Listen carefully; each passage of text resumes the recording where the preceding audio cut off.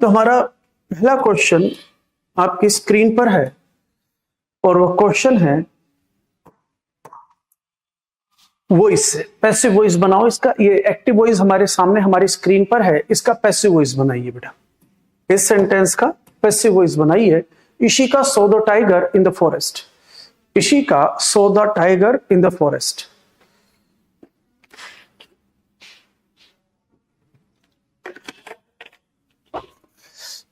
Good evening, good evening, good evening बच्चों, good evening. आइए शुरू बताइए फर्स्ट का ABCD। तो देखिए मेरे बेटा, पैसिव वॉइस बना रहे हैं तो वर्ब की सेकंड फॉर्म का पैसिव वॉइस बनता है वाज वर्ब प्लस V3। अगर एक्टिव वॉइस में V2 दे रखा हो तो पैसिव वॉइस में वाज वर्ब प्लस V3 चाहिए। तो जहां वाज वर्ब सीन होगा वो आंसर होगा। वाज वर्ब सीन कहां होगा? तो सो को सो कर दिया तो एक्टिव का एक्टिव रख लिया तो गलत। ये सीज कर दिया, ये भी एक्टिव वॉइस कर दिया, ये गलत। अब वाज सीन ये आंसर हो सकता है या वाज सीन ये आंसर हो सकता है। Was verb plus V3। अब बाकी चेंजेस देख लो। टाइगर को सब्जेक्ट बनाओ तो यहां टाइगर को सब्जेक्ट बना रखा है। अब इशिका को बाय प्लस डूअर में रखो तो बाय इशिका ठीक है, यहां कह रहा है बाय द फॉरेस्ट, गलत हो गया। बाय इशिका और इन द फॉरेस्ट होगा, इन्हें बाय द फॉरेस्ट इन इशिका, ये उल्टा कर दिया तो ये भी गलत, आंसर सी। ठीक है बच्चे। तो the tiger was seen by Ishika. Ishika के द्वारा टाइगर देखा गया जंगल के अंदर। ठीक है। अगला क्वेश्चन आपकी स्क्रीन पर one word substitution. One word substitution, veracious, reticent, contentious, coward. चलिए बताइए जल्दी ABCD। नंबर टू का आंसर ABCD क्या होगा बताइए।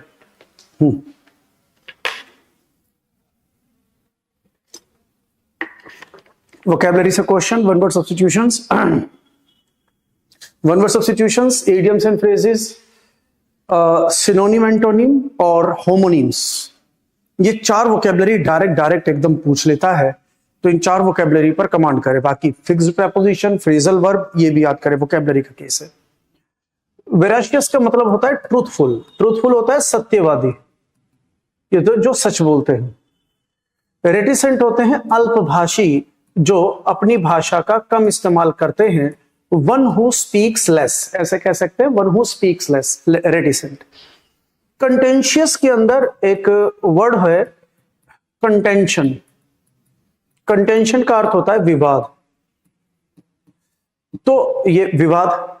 और कावर्ड का मतलब होता है कायर। कावर्ड का मतलब हो जाएगा कायर। अब क्या बोल रहा है? एक ऐसा इंसान who likes to argue about anything. कह रहा उससे कुछ भी बात करो, हर बात में बहस करता है, तो मतलब जो हर बात में विवाद खड़ा करता है, तो आंसर सी, कंटेंशियस। क्लियर हुआ? तो कंटेंशन से बना कंटेंशियस। कंटेंशन का मतलब विवाद होता है, वो सेम फैमिली के हैं। जिस वर्ड के एंड में OUS होगा वो एडजेक्टिव, जिसमें TION होगा वो नाउन। तो एक एडजेक्टिव है, एक नाउन है सेम मीनिंग रखते सेम मीनिंग है। अगला क्वेश्चन हमारा ग्रामर से है, ग्रामेटिकल एरर। अगला क्वेश्चन हमारा ग्रामर से है। बेटा जो मैं वोकैबुलरी आपको लिखवाता हूं, मैं पूरा लिखता हूं, ये पूरा PDF आपको मिल जाता है। याद किया करो इसे, याद किया करो कि आप PYQ, क्योंकि नए एग्जाम के लिए नई वोकैबुलरी नहीं बनती, वोकैबुलरी रिपीट होती रहती है। मैं इतने सेट पेपर सोल्व करता हूं, करवाता हूं, सुबह से शाम तक बच्चों से यही डिस्कशन चलता रहता है। इतने सेट पेपर सोल्व करवाता हूं तो वोकैबुलरी रिपीटिशन में है, खूब रिपीटिशन में है वोकैबुलरी। तो आप PYQ ही ज्यादातर आप PYQ ही याद करना शुरू करो, तो आपको रिपीटेटिव वर्ड्स भी मिलेंगे और आपको फॉर्मेट भी मिलेगा कि किस फॉर्मेट में पूछ रहा है, कैसे पूछ रहा है। चलिए ग्रामर पर आते हैं।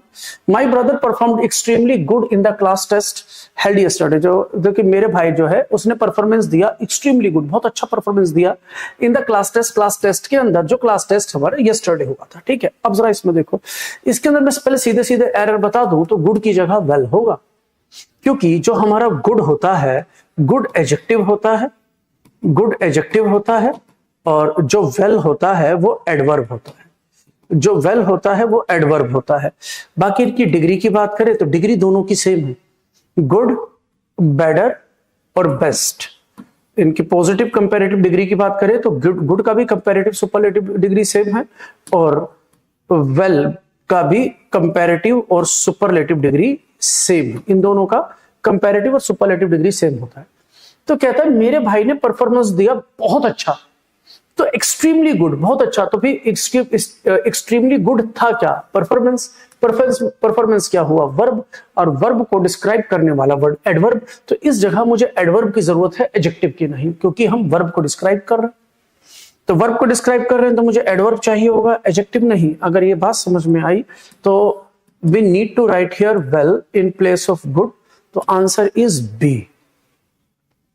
ठीक है, कॉन्सेप्ट क्लियर कर लेना। देखो कॉन्सेप्ट में एकदम समझाता हुआ चल रहा हूं। इनकरेक्टली स्पेल्ड वर्ड, जैसा कि मैंने बोला कि अब मैं स्पेलिंग भी आपको दूंगा करने के लिए। टीयर 1 ये 2024 कंबाइंड ग्रेजुएट लेवल सीजीएल का टीयर 1 का। अब स्पेलिंग, इसमें स्पेलिंग बताओ। अब स्पेलिंग के साथ साथ मैं वोकैबुलरी भी लिखूंगा, इनका वोकैबुलरी का मीनिंग लिखूंगा, तो मीनिंग याद कीजिएगा। ठीक है ना बेटा?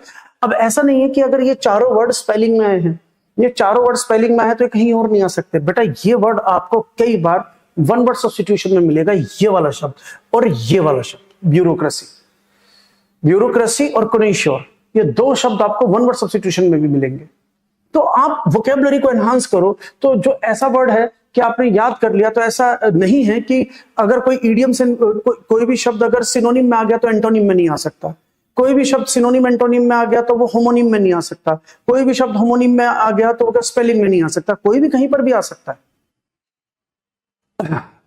ब्यूरोक्रेसी क्या होता है? ये होता है, ब्यूरो होता है गवर्नमेंट डिपार्टमेंट। रूट वर्ड लिख लो, गवर्नमेंट, ब्यूरो गवर्नमेंट डिपार्टमेंट, और कृषि का मतलब होता है शासन।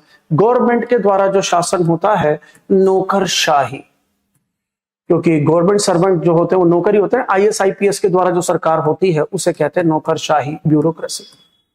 एम्बरेस का मतलब है शर्मिंदा करना। यार डोंट एम्बरेस मी, मतलब तुम मेरे को तो शुक्रिया कहकर मुझे एम्बरेस कर रहा है यार, डोंट एम्बरेस मी।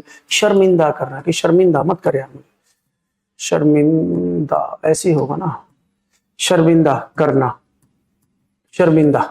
कॉन्श्योर का मतलब होता है किसी भी चीज का जो परख रखता है, पारखी, इसे हिंदी में हम कहेंगे पारखी। किसी भी चीज की परख रखने वाला, जिसे बहुत अच्छी परख है, लेकिन खासकर ये खाने पीने की बात ज्यादा करता है, जिसे खाने पीने का अच्छा परख है, खाने पीने की। वैसे हो सकता है कोई भी जो किसी भी चीज की परख रखता है, जैसे गाने की, सिंगिंग की, गिटार की प्लेइंग की, मतलब किसी भी प्रकार की जो बहुत बेहतरीन नॉलेज रखता है उसे हम कॉन्श्योर कहेंगे। जिसे किसी भी प्रकार का बेहतरीन नॉलेज है किसी भी तरीके का, तो वो कॉन्श्योर है। लेकिन स्पेशली ये फूड के लिए माना जाता है कि जैसे किसी ने कोई खाना पकाया, वो एक टेस्ट करके बता देगा कि इसमें हल्दी ज्यादा है, नमक ज्यादा है, मिर्च ज्यादा है, क्या चीज डली है, क्या चीज नहीं डली है, वो बेहतरीन तरीके से बता देगा। और बेटा स्पेलिंग इसकी गलत है, रिलेवेंट। रिलेवेंट के अंदर ई नहीं ए आएगा। सो किसी से संबंधित, तो इसका मतलब है से संबंधित। क्लियर हुआ बेटा? इसका मतलब है से संबंधित। उम्मीद कर रहा हूं समझ में आ गया होगा। तो आंसर होगा हमारा डी। ठीक है, रिलेवेंट की स्पेलिंग में ए आएगा, बाकी सब सही है। अगला है हमारा सेंटेंस जो है, अगला जो क्वेश्चन है वो पूछ रहा है सिनोनिम। पूछ रहा है सिनोनिम, सेम नेम। सिनोनिम भी दो शब्दों से बना है, साइनो प्लस नीम। तो साइनो का मतलब होता है सेम और नीम का मतलब होता है नेम। तो इसका मतलब है सेम नेम, एक जैसे नाम। जैसे हम पर्यायवाची शब्द कहते हैं, पर्यायवाची शब्द ऑल्ट्रिस्टिक, तो आईसी लगकर वर्ड एडजेक्टिव बनता है, आईसी लगकर वर्ड एडजेक्टिव बनता है, और एल लगकर भी वर्ड एडजेक्टिव। तो ये सारे एडजेक्टिव हैं। तो ऑल्ट्रिस्टिक और बेटा फिलैंथ्रोपिक दोनों का मतलब होता है परोपकारी। परोपकारिता हो जाएगा, परोपकारी, जो किसी को उपकार करते हैं। इसके अंदर दो रूट वर्ड आए हैं। एक फिल वर्ड आया है जिसका मतलब होता है टू लव, किसी से प्यार करना, और एक आया है एंथ्रोप। एक ये दो रूट वर्ड हैं जिसका मतलब है मैनकाइंड। अब अगर आप मेरी क्लास रेगुलर अटेंड कर रहे हो तो आप देखोगे कितनी बार आ चुके हैं ये सब, कितनी बार मैंने बता दिया है। फिनोमिनल होता है एक्स्ट्रा ऑर्डिनरी, बहुत बेहतरीन, एक्सेलेंस, एक्स्ट्रा ऑर्डिनरी, बहुत बढ़िया।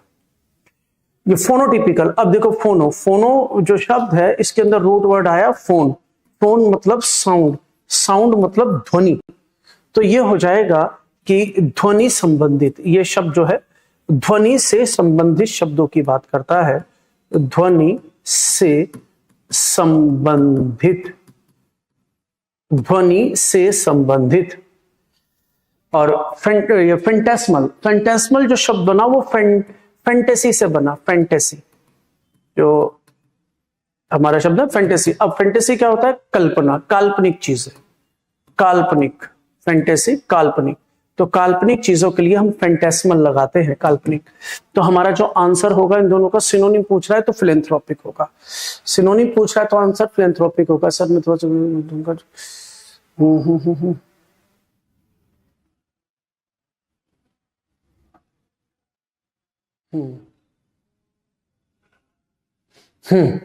बेटा देखो, जो तुम बोल रहे हो तुम्हारा नाम क्या है, ऑफिशियल जो भी नाम है तुम्हारा, official trade Rahul Sharma.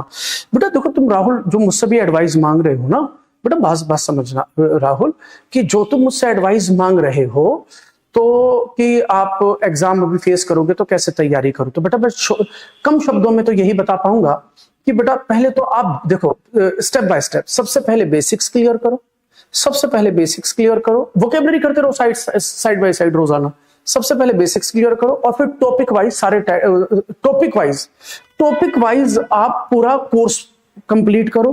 Topic wise के बाद आप मिसलेनियस टॉपिक्स की प्रैक्टिस करो, जैसे मैं ये कर रहा हूं, ये मिसलेनियस है, ये मिसलेनियस है। सबसे पहले बेसिक्स और फिर टॉपिक वाइज कंप्लीट करो, टॉपिक वाइज कंप्लीट करके ये मिसलेनियस आप टॉपिक की प्रैक्टिस करो और फिर उसके बाद पूरे सेट पेपर लगाने शुरू करो। बेटा ये तरीका होता है, ऐसे तैयारी करो। और साइड बाय साइड वोकेबलरी तो रखो ही रखो, शुरू से ही वोकेबलरी रखो। अगला फिर सिनोनिम पूछ रहा है, तो इन्यूएंडो। इन्यूएंडो का जो मतलब होता है, ये कहता है किसी के ऊपर कटाक्ष मारना, लेकिन इनडायरेक्ट।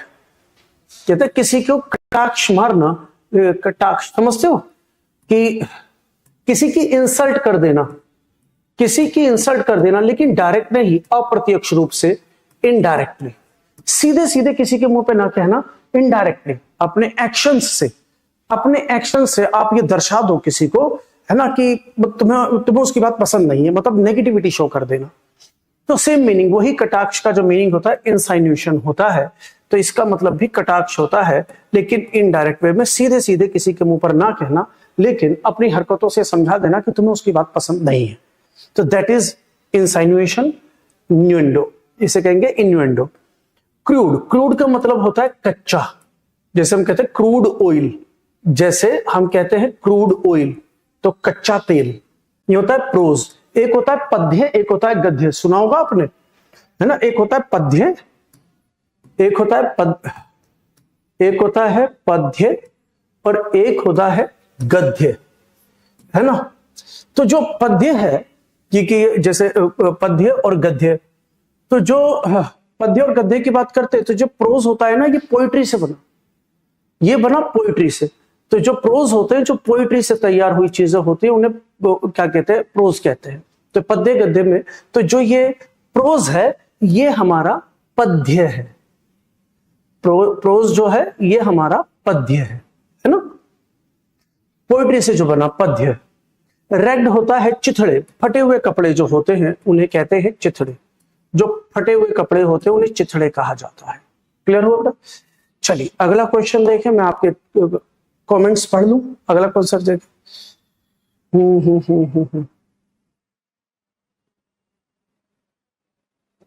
कपिल डांगी, आपने कहा मेरा बेसिक्स खराब है, कहां से ठीक करूं? बेटा ये तो आप सीएमसी के ऐप में मेरा 0 to हीरो कोर्स पढ़ा हुआ है, आप इसे देख लो। 0 to हीरो, तो इसको मैंने 2 पार्ट में डिवाइड कर रखा है। एक बेसिक्स, जिसका टारगेट है बच्चे का रीडिंग ठीक करना, इससे रीडिंग क्लियर हो जाता है, और एक है एडवांस।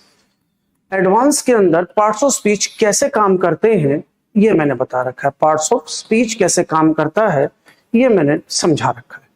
तो इसका टारगेट है एरर डिटेक्शन, इसका टारगेट है एरर डिटेक्शन। तो ये मैंने रिकॉर्ड कर रखा है, तो आप ये रिकॉर्डिंग देख सकते हैं। ये हमारा फंडामेंटल का, बेसिक्स का, फंडामेंटल ऑफ इंग्लिश, तो ये इसका बेसिक्स है। तो ऐप के अंदर पड़ा हुआ है 0 to हीरो करके, वहां से ठीक हो जाएगा बेटा। अगला, Vinod had a dash escape. तो बेटा कुछ चीजें होती है जिसे कोलोकेशंस कहते हैं। कोलोकेशंस पर्टिकुलर फ्रेजेस होते हैं जो फिक्स सिचुएशन में यूज होते हैं। जैसे हम कहते हैं मेक ए नॉइज, शोर करने के लिए मेक ए नॉइज लगता है, झूठ बोलने के लिए टेल ए लाई, सच बोलने के लिए स्पीक द ट्रूथ लगता है, एक्सीडेंट होने के लिए हम क्या लगाते हैं कि मीट विद एन एक्सीडेंट। तो उसी प्रकार से नैरो एस्केप होता है ना, नैरो एस्केप बाल बाल बचना, इसका मतलब होता है बाल बाल बचना, बाल बाल बचना। तो Vinod had narrow escape in the car accident, car accident में वो बाल बाल बचा, तो उसको हम करेंगे नैरो एस्केप। ठीक है सर, ठीक है मेरे बेटा। चलिए आइए आगे बढ़ते हैं। अगला क्वेश्चन आपकी स्क्रीन पर, कहां से है ये, वन वर्ड सब्स्टिट्यूशंस बेटा, वन वर्ड सब्स्टिट्यूशन से अगला क्वेश्चन है। A short interesting story about a real person और event, about a real person और इवेंट के बारे में एक शॉर्ट स्टोरी है, बताइए कौन सा होगा।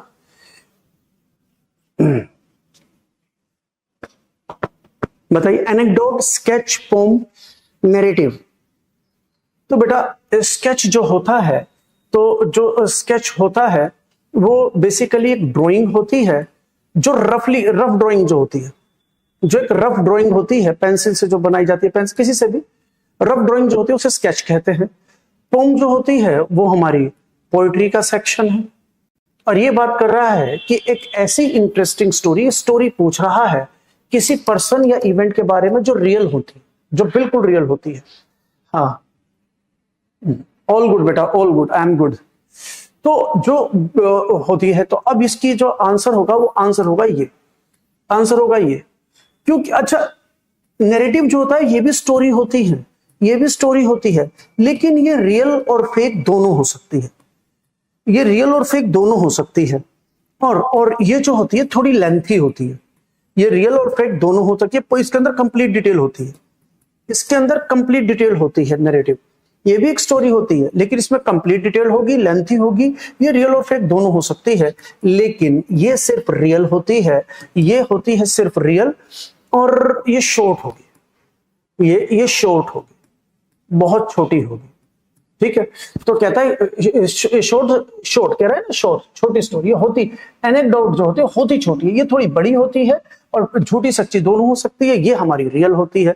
तो फिर आंसर इन तीनों में से कोई नहीं, एनेक्डोट। क्लियर है ना बेटा। चलिए अगला लेते हैं क्वेश्चन। अगला क्वेश्चन हमारा कहां से है, ये सिनोनिम है, ये यहां से पढ़ना सेंटेंस है ना, यहां से लेके यहां तक पढ़ो। इस पूरे सेंटेंस के अंदर जो ये हैरास वर्ड है, इस हैरास वर्ड का वो सिनोनिम पूछ रहा है, इस हैरास वर्ड का सिनोनिम पूछ रहा है। तो हैरास वर्ड को इस सेंटेंस के अंदर यूज कर लिया, सिनोनिम पूछ रहा है। गुड इवनिंग अंशुल बेटा, good evening everyone by the way. आइए अगला क्वेश्चन लेते हैं, हरास बताओ। तो देखो बिट्रे क्या होता है, बिट्रे होता है किसी को भी धोखा देना, और इंटिमिडेट होता है किसी को जैसे धमकाना, डांटना, ये सेंस लेता है, धमकाना, डांटना। और रेलिश होता है एंजॉय करना, मजे करना, आनंद बनाना, टू एंजॉय, है ना। और सूद होता है किसी को भी कंफर्टेबल फील कराना, किसी को भी कंफर्टेबल फील कराना, सूद, कंफर्टेबिलिटी या कंफर्टेबल कर दो, किसी को भी कंफर्ट जोन में रखना, किसी को भी कंसोल करना, किसी को भी आराम देना। अब हैरास क्या होता है, हैरास का मतलब होता है किसी को भी परेशान करना, हैरासमेंट, किसी को भी परेशान करना, किसी को भी दिक्कत देना, किसी को भी दुख देना। तो ये परेशान करना, दुख देना, ये हो जाता है हमारा हैरास। और हमें सिनोनिम पूछ रहा है, तो सिनोनिम पूछ रहा है तो भाई किसी को डराएंगे धमकाएंगे, तो किसी को डराएंगे धमकाएंगे तो इंटिमिडेट आंसर हो जाएगा, क्योंकि सिनोनिम पूछ रहा है।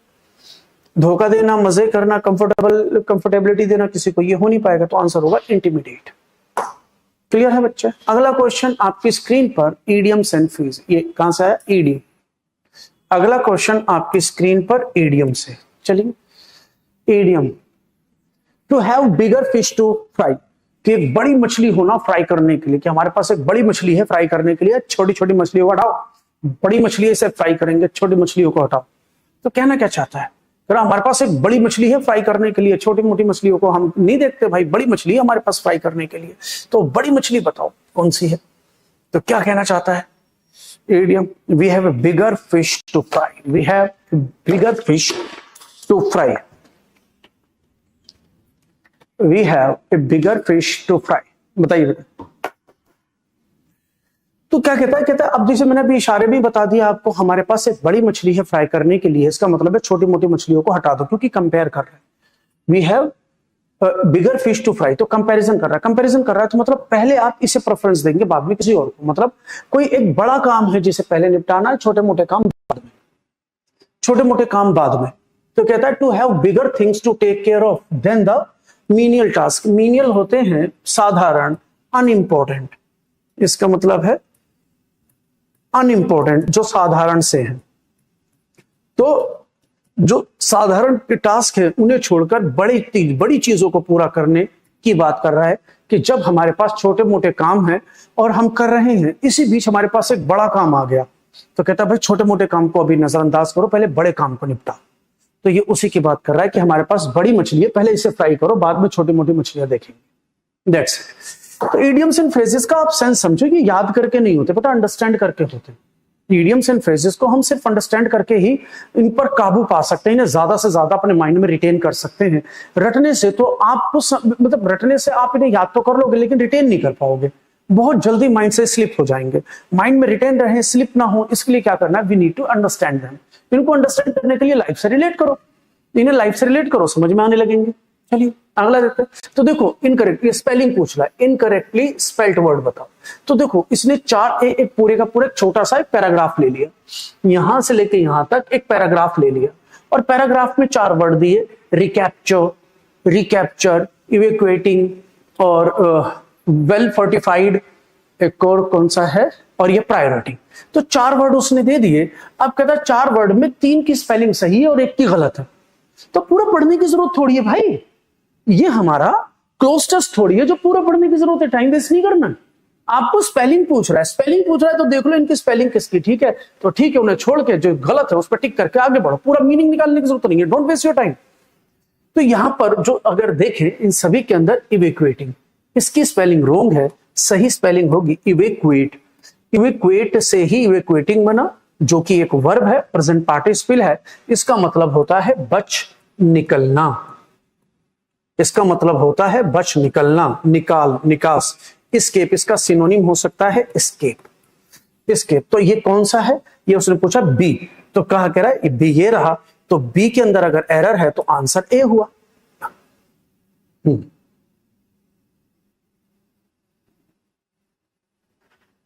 मैं राजस्थान कब आऊंगा, अरे देखो कब आऊंगा यार, अभी तो 2-3 चीजें मेरी पाइपलाइन में है, अभी 2-3 चीजें मेरी पाइपलाइन में है, पहले मैं उन्हें पूरा कर लूं उसके बाद सोचूंगा राजस्थान।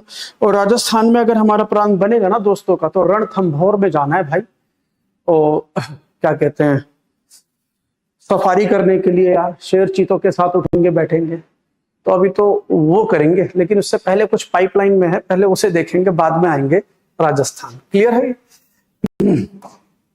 बाकी एक फ्रेंड से बात हुई थी, एक टीचर है, तो उनकी सिस्टर की शादी हो, कह रहे थे यार सिस्टर की शादी होगी तो तुझे बुलाऊंगा मैं।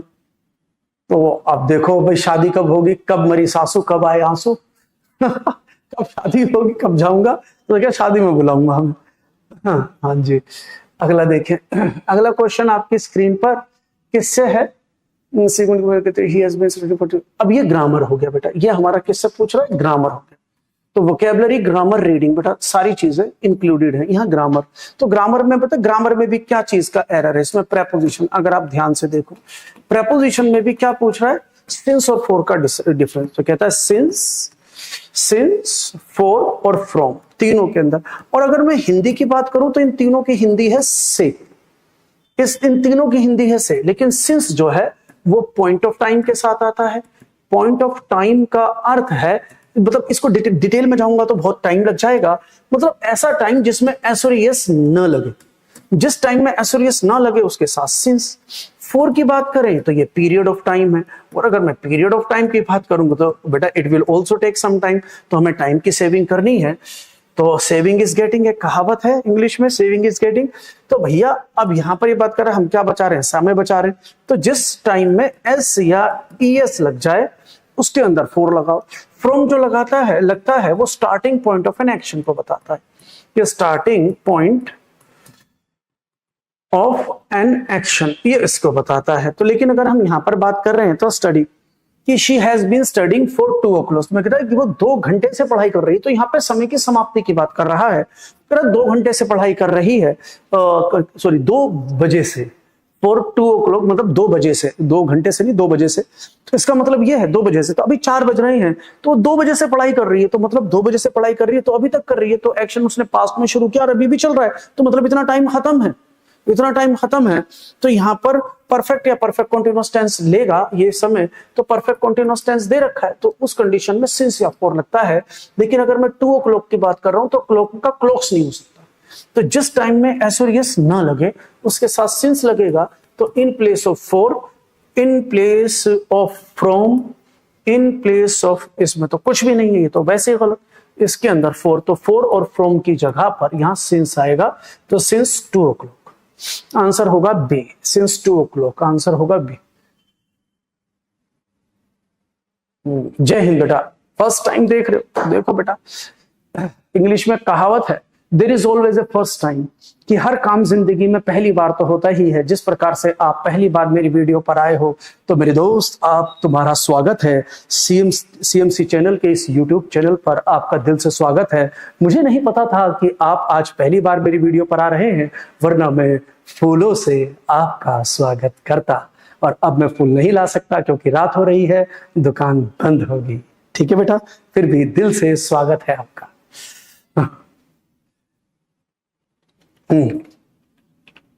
अगला क्वेश्चन वॉइस से आपकी स्क्रीन पर, तो वॉइस है, she handles all tasks efficiently. Handles present indefinite है V5, ये प्रेजेंट इंडेफिनिट है V5। बेटा जब भी V5 होगा तो उसका पैसिव वॉइस जो बनेगा वो बनेगा इजम आर प्लस V3। तो आप देख लो इजम आर प्लस V3 कहां है, तो इजम आर हैंडल्ड कहां पर है, तो यहाँ पे बीइंग दे दिया, बीइंग लगता है कॉन्टिन्यूअस में, हमें तो इंडेफिनिट चाहिए, ये प्रेजेंट इंडेफिनिट है इसलिए कॉन्टिन्यूअस बना दिया, गलत हो गया। तो ये वर हैंडल्ड से पता चला पास्ट इंडेफिनिट, पास्ट हमें प्रेजेंट इंडेफिनिट चाहिए, उसने पास्ट इंडेफिनिट बना दिया। ये बना प्रेजेंट परफेक्ट, हमें चाहिए प्रेजेंट इंडेफिनिट, इसने बना दिया प्रेजेंट परफेक्ट। तो आंसर ये रहा, 3 कट गए तो आंसर ये रहा, तो कह रहा are handled B plus V3 passive voice, तो आंसर हो जाएगा डी, आंसर हो जाएगा डी। ठीक है बेटा, चलिए अगला क्वेश्चन आपकी स्क्रीन पर, ये भी एक्टिव वॉइस बनाओ, ये ऑलरेडी पैसिव वॉइस है, एक्टिव वॉइस बनाओ। तो देखो वर सरेंडर्ड, तो वर सरेंडर्ड जहां B प्लस V3 का कॉम्बिनेशन है, it is already passive voice. तो अगर ये पहले से ही पैसिव वॉइस है तो now translated into active voice, तो इसका एक्टिव वॉइस बनाइए, सारे नियमों को उल्टा कर दो। अब basically was were plus V3 आता कहां से है, तो देखो जो पास्ट इंडेफिनिट है ये है पास्ट इंडेफिनिट, वर से पता चला पास्ट, V3 से इंडेफिनिट, पास्ट इंडेफिनिट। अब अगर मैं बात कर रहा हूं V2, तो पास्ट इंडेफिनिट का पैसिव वॉइस जो बनता है वो वाज वर प्लस V3 बनता है। तो बेसिकली ये भी पास्ट इंडेफिनिट है, ये भी पास्ट इंडेफिनिट, ये एक्टिव वॉइस का पास्ट इंडेफिनिट, ये पैसिव वॉइस का। अगर V2 आए तो वाज वर प्लस V3 में चेंज करो, वाज वर प्लस V3 आए तो V2 में चेंज करो, दैट्स इट, आगे पीछे कर दो। तो अब यहां पर हमने B प्लस V3 है तो इसे वर्ब की सेकंड फॉर्म में चेंज करो, तो सरेंडर की वर्ब की सेकंड फॉर्म का है वो आंसर होगा। तो यहां पे तो हैव के साथ ये V3 है, गलत हो गया, सरेंडर्ड V2 ये हो सकता है आंसर। हैड सरेंडर्ड, भाई ये हैड है तो इसका मतलब है ये परफेक्ट बन गया, अब यहां पर ये परफेक्ट है तो ये गलत है।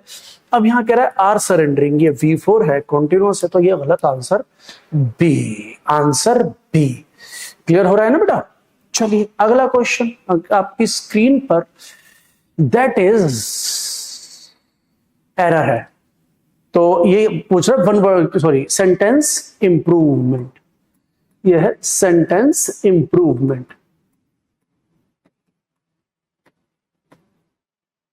Question, the authorities are assured the people that they will look into the matter, they will look into the matter। Answer बनाइए।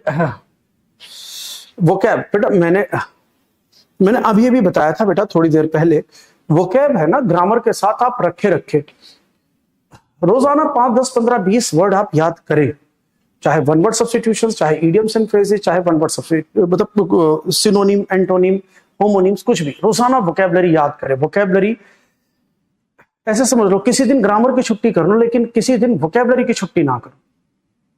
ग्रामर की छुट्टी कर लो, वो लिमिटेड है, लेकिन वोकैबुलरी जो है वो अनलिमिटेड है। मैं ग्रामर की बात करूं, ग्रामर ऐसे चलती है कि भाई ऐसे नियम शुरू हुआ, ऐसे खत्म हुआ, लेकिन वोकैबुलरी ऐसे चलती है, इसका कोई और छोर नहीं है, कहां शुरू कहां खत्म। ये वोकैबुलरी है, इसका और कोई और छोर नहीं है, कहां शुरू कहां खत्म नहीं पता, ये वोकैबुलरी है। ग्रामर कहीं शुरू होकर कहीं खत्म है, ग्रामर कहीं शुरू होकर कहीं खत्म है, वोकैबुलरी का कोई और छोर नहीं है। इसीलिए मेरा एडवाइस है आपको, वोकैबुलरी रोजाना करते रहो, करते रहो, करते रहो। अब देखो ये गलत हो गया। गलत किस वजह से हुआ? क्योंकि इस वर्ब का हमने ऑब्जेक्ट दे दिया, और बेटा अगर आप पैसिव वॉइस बनाओगे तो ऑब्जेक्ट इधर हो नहीं सकता, क्योंकि वर्ब का इफेक्ट सब्जेक्ट पर आ जाएगा, वर्ब का इफेक्ट सब्जेक्ट पर आ जाएगा, वो ऑब्जेक्ट तो सब्जेक्ट ही बन जाएगा। लेकिन ऑब्जेक्ट तो दे ही दिया कि भाई अथॉरिटीज ने अश्योर किया किसको? पीपल को, तो इसका इफेक्ट इस पर आना चाहिए। अगर इस वर्ब का इफेक्ट इस पर आना चाहिए तो मुझे यहाँ एक्टिव वॉइस की वर्ब चाहिए। अब इसलिए दे दी पैसिव वॉइस की वर्ब, तो B plus V3 passive voice होता है, बिल्कुल अभी भी बताया। क्योंकि अगर अच्छा एक बार अगर मैं यहाँ पे द पीपल नहीं लिखूं तो इसका मतलब हो जाता है अथॉरिटीज एश्योर, अथॉरिटी को एश्योरेंस दिया जाता है, अथॉरिटीज को सुनिश्चित किया जाता है, फिर तो एक बार को मान भी लेता, किसी प्रकार से मान भी लेता। लेकिन जब यहाँ पे ऑब्जेक्ट दे दिया तो इसका मतलब है इस वर्ब का इफेक्ट आगे वाले ऑब्जेक्ट पर पड़ेगा, पीछे सब्जेक्ट पर नहीं जाएगा। तो जब वर्ब का इफेक्ट सब्जेक्ट पर नहीं जा रहा, ऑब्जेक्ट पर जा रहा है, तो मुझे फिर एक्टिव वॉइस का वर्ब चाहिए, और एक्टिव वॉइस का वर्ब चाहिए तो मुझे यहां से बी प्लस V3 हटाना पड़ेगा। तो इसका मतलब है ये गलत है, क्योंकि ये पैसिव वॉइस का स्ट्रक्चर, मुझे यहाँ एक्टिव वॉइस का स्ट्रक्चर चाहिए। और अगर ये पैसिव वॉइस का स्ट्रक्चर है तो no improvement, no substitution required, गलत। अब यहां पर ये अथॉरिटीज जो है ये प्लूरल सब्जेक्ट है, और अगर ये प्लूरल सब्जेक्ट है तो फिर सिंगुलर वर्ब गलत, सब्जेक्ट वर्ब एग्रीमेंट के अनुसार प्लूरल सब्जेक्ट के साथ सिंगुलर वर्ब गलत। हाँ, प्लूरल सब्जेक्ट के साथ प्लूरल वर्ब आ सकती है, और एश्योर्ड भाई एक्टिव वॉइस भी है, ये हो सकता है। लेकिन इसे भी देख लो, हैव बी, अब बी प्लस V3, जहां बी प्लस V3 है वो पैसिव वॉइस है, और पैसिव वॉइस तो यहां पर भी गलत हुआ। तो जो गलती यहां है वही गलती यहां है कि हमें वर्ब का इफेक्ट आगे की तरफ देना है, ऑब्जेक्ट पर, ना कि सब्जेक्ट पर। अगर ऑब्जेक्ट पर इफेक्ट देना है तो मुझे यहाँ एक्टिव वॉइस चाहिए, तो ये और ये दोनों पैसिव वॉइस है, इसलिए ये और ये दोनों गलत। Answer B. चलिए अगला क्वेश्चन बेटा आपकी स्क्रीन पर, अगला क्वेश्चन आपकी स्क्रीन पर एंटोनिम, सिनोनिम किए, वन वर्ड सब्स्टिट्यूशन किया, होमोनिम किए, है ना। अब आ जाओ इस पर, चलो मैं आपके कमेंट्स पढ़ूं, क्या कह रहे हो, इतना सारा लिख दिया यार, देखो तो सही। सर जी मैं अब 3rd ईयर में आया हूं, SSC CGL दे सकता हूं क्या?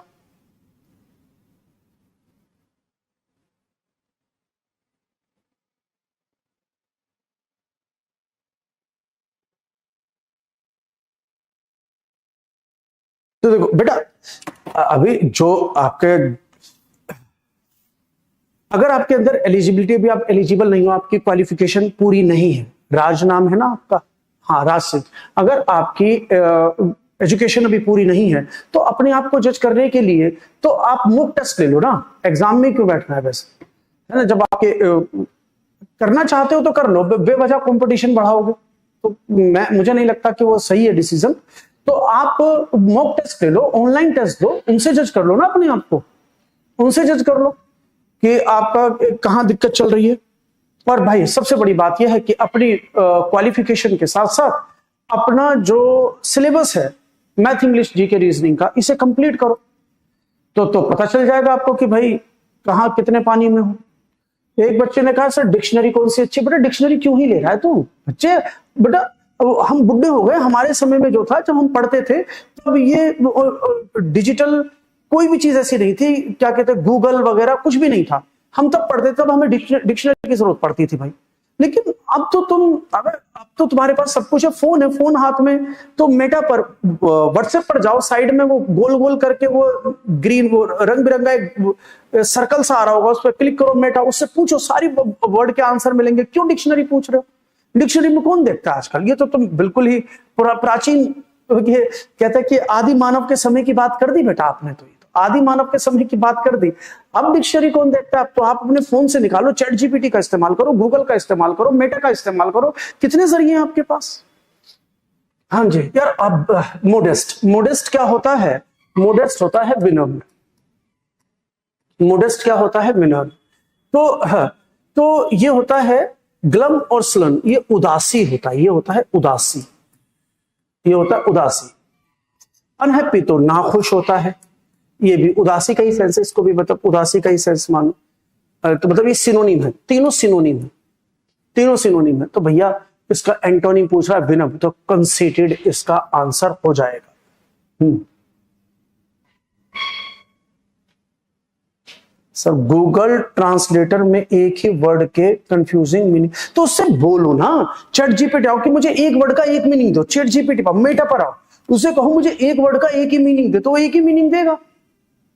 अगर वैसे पूछोगे तो कितने मीनिंग दे देगा, ठीक है ना। चलिए आगे बढ़ते हैं। हाँ आगे लेता है क्या पूछ रहा है? One word substitution, the study of earthquake. Earthquake की स्टडी को बताओ क्या कहते हैं? अर्थक्वेक की स्टडी को बताओ क्या क्या कहते हैं, जल्दी। वन वर्ड सब्स्टिट्यूशन, इसमें देखो मैं आपको वो बताता हूं, रूट वर्ड देख लो, जियो। जियो का मतलब होता है अर्थ, धरती, है ना।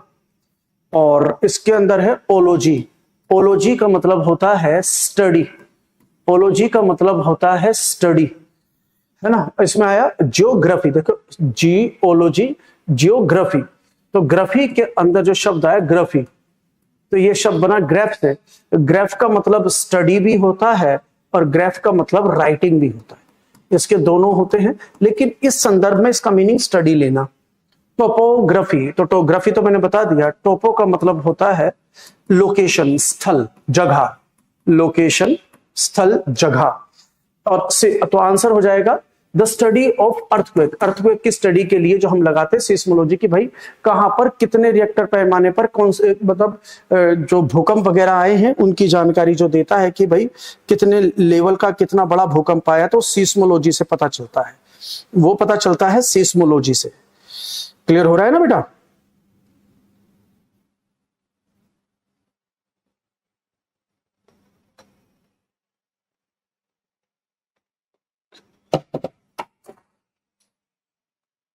चलो देखें तो वैसे इसका मीनिंग जियोलॉजी, पृथ्वी की स्टडी, तो क्या हो जाएगा? जैसे ये भूविज्ञान कहलाता है, ये भूविज्ञान, ये भी कहता है पृथ्वी की स्टडी, ये भी कहता है, तो भू मतलब भूमि, तो ये क्या हो जाएगा? भूगोल। और ये क्या होता है कि ये जमीन की मतलब स्थलाकृति को बताता है, तो ये क्या आता है? स्थलाकृति, कि भू की कृति, आकृति को, ये भू आकृति होता है, जमीन की आकृति की बात करता है। तो ये सारे एक ही चीज से रिलेटेड है, लेकिन थोड़ी सबकी स्टडी अलग अलग है। तो इसका जो आंसर होगा सिस्मोलॉजी, इसका आंसर होगा सिस्मोलॉजी। तो बेटा आज 17 क्वेश्चन मैंने डिस्कस कर लिए, चलो एक और कर लूं, 18 एक और कर लेता हूं। चलो ये भी आसान है, ग्रामर है इसमें, एक क्वेश्चन और डिस्कस कर लेता हूं। चलिए आइए, आज के लिए लास्ट है ये बेटा, आज के लिए लास्ट है। क्या है तुम्हारे कमेंट्स?